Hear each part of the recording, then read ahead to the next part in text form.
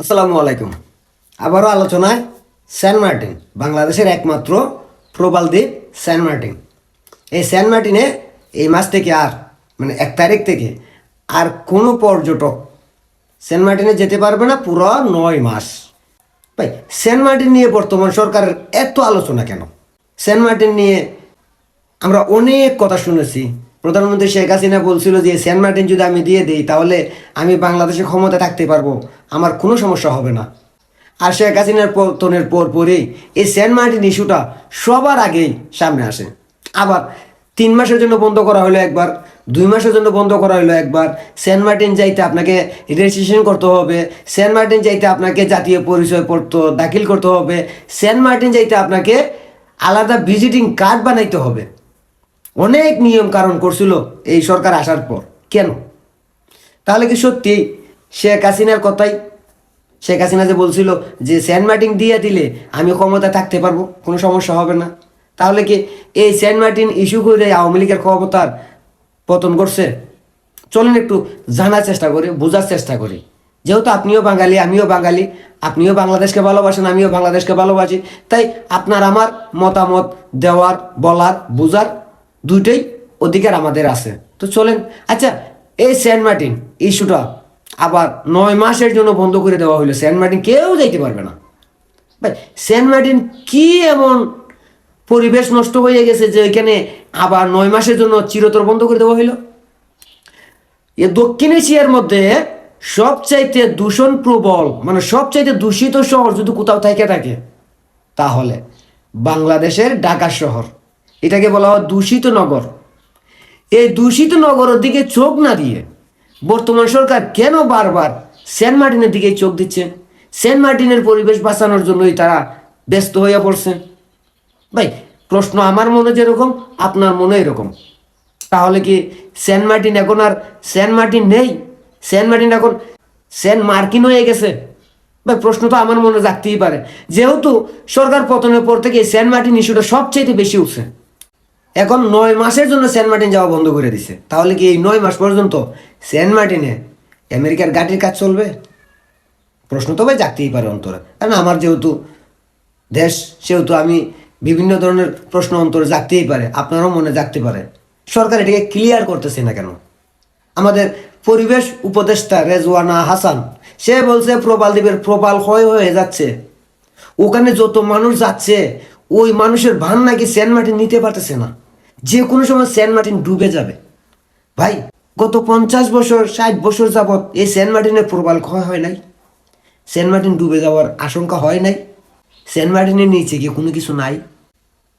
এটা কি শূন্য বাইসে আছে যে এখানে বেশি মানুষ উঠলে ডুবে যাবে, তলে চলে যাবে? আর এই জন্যই এত নিরাপত্তা। বাংলাদেশের সবচেয়ে দূষিত জায়গা হচ্ছে ঢাকা। যে ঢাকার যে খালগুলো আছে ওগুলা থেকে প্রতিদিন কয়েকশো কোটি মশার জন্ম হয়। আর এই মশার কামড়ে মানুষ অসুস্থ হয়।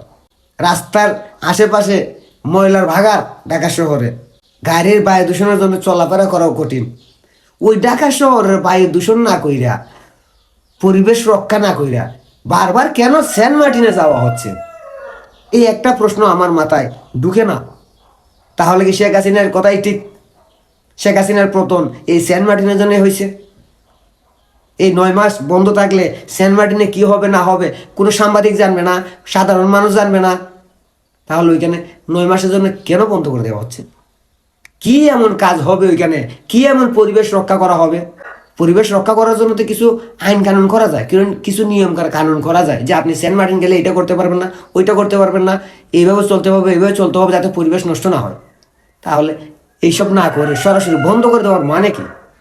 তাহলে সেন্ট মার্টিন কি সত্যিই আমেরিকার ঘাঁটি হতে চলেছে, যা আমরা আগেও সন্দেহ করছিলাম আর এখনও সেটা বাস্তবে দেখা যাচ্ছে, বোঝাই তো যাচ্ছে এরকম?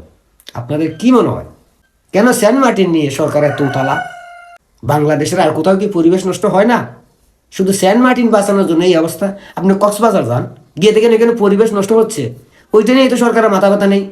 কুয়াকাটা যান, ওইখানে পরিবেশ নষ্ট হচ্ছে, ওইটা নিয়ে তো বর্তমান সরকারের মাথা ব্যথা নেই। আপনি চট্টগ্রাম সি বিচে যান, ওইখানেও তো পরিবেশ নষ্ট হচ্ছে, ওইটা নিয়ে তো সরকারের কোনো মাথা ব্যথা নেই। বাংলাদেশের অনেক পর্যটক স্থান আছে যেখানে পরিবেশ নষ্ট হচ্ছে, কিন্তু বর্তমান সরকার ওইসব নিয়ে তো কোনো মাথা ব্যথা নেই। কেন সেন্ট মার্টিন নিয়ে এত মাথা ব্যথা? কেন সেন্ট মার্টিনে যাইতে আমাদেরকে এত নিয়ম কানুন মানতে হবে, আবার বন্ধ করে দেওয়া হইলো 9 মাসের জন্য? এইসব প্রশ্ন করার জন্য কি কেউ নাই?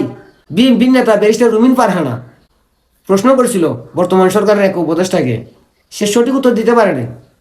তাহলে কি সেন্ট মার্টিন আমাদের হাতছাড়া হচ্ছে?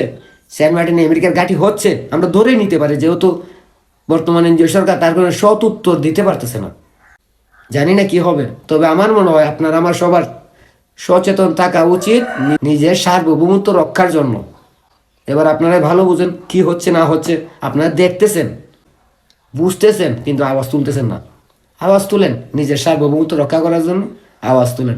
কোথায় আমতারেক, কোথায় বিপিনুর, কোথায় পিনাকি ভট্টাচার্য, কোথায় সাংবাদিক ইলিয়াস, যারা দেশ নিয়ে এত ভালোবাসা?